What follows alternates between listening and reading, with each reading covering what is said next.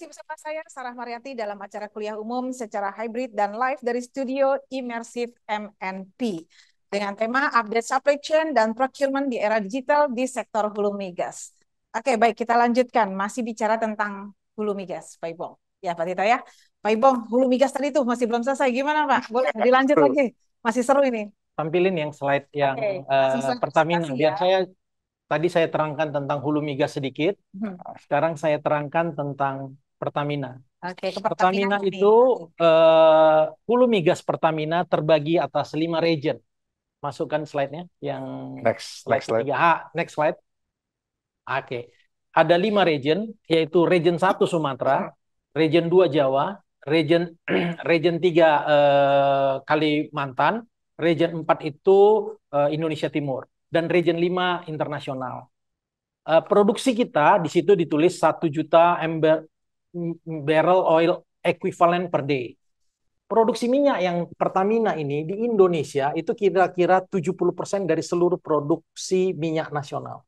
Jadi major player untuk upstream itu betul-betul Pertamina. Jadi SHU ini sangat penting gitu ya. Subholding upstream Pertamina ini sangat penting buat bangsa ini. Sehingga di mata SKK Migas pun sebagai stakeholder utama kita yang menjadi lengannya pemerintah untuk K3S, mereka sangat melihat SHU. Jadi agenda-agenda bisnis di kita, agenda-agenda bisnis yang ada di Pertamina SHU ini akan sangat langsung mempengaruhi produksi nasional dan revenue bukan pajak yang berasal dari minyak dan gas gitu. Di internal Pertamina sendiri SHU ini sangat memegang peranan penting.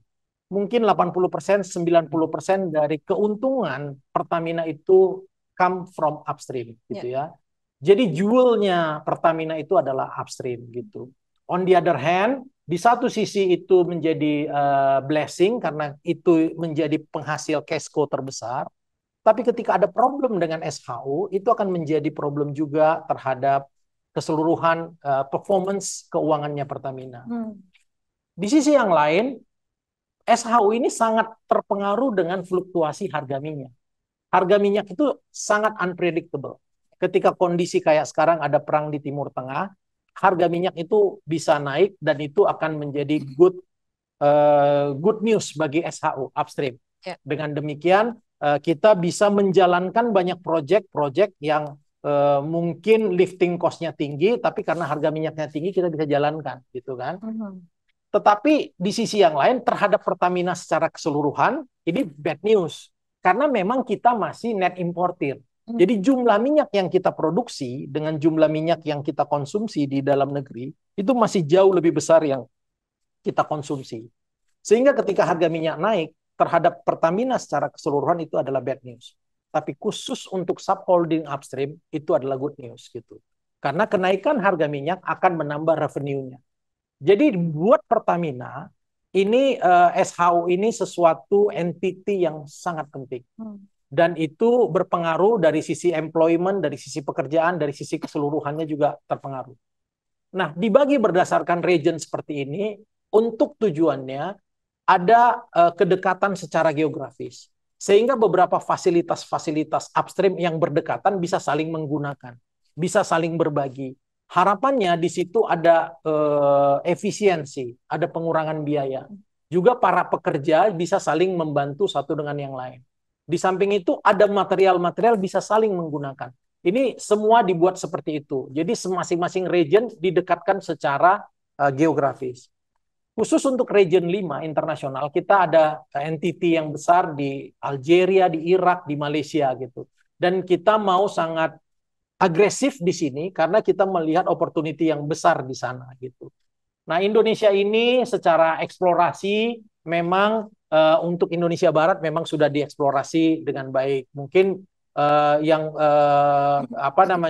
untuk menemukan big fish itu banyak mungkin di frontier area atau di Indonesia Timur lah yang kalau kita mau invest lebih banyak. Tapi lagi-lagi tidak gampang untuk upstream itu. Jarang sekali ada satu field itu dikuasai 100% oleh satu company. Biasanya bareng-bareng. Karena memang risknya sangat besar dan eh, money associated-nya sangat luar biasa gitu ya.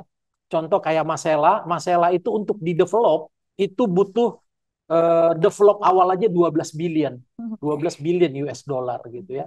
Kita hanya punya 30% di sana, itu pun dampaknya akan sangat besar terhadap keuangan kita. Jadi makanya Masela itu dari 2001 sudah ditemukan, sampai hari ini masih laut doang tuh, udah 2023 gitu.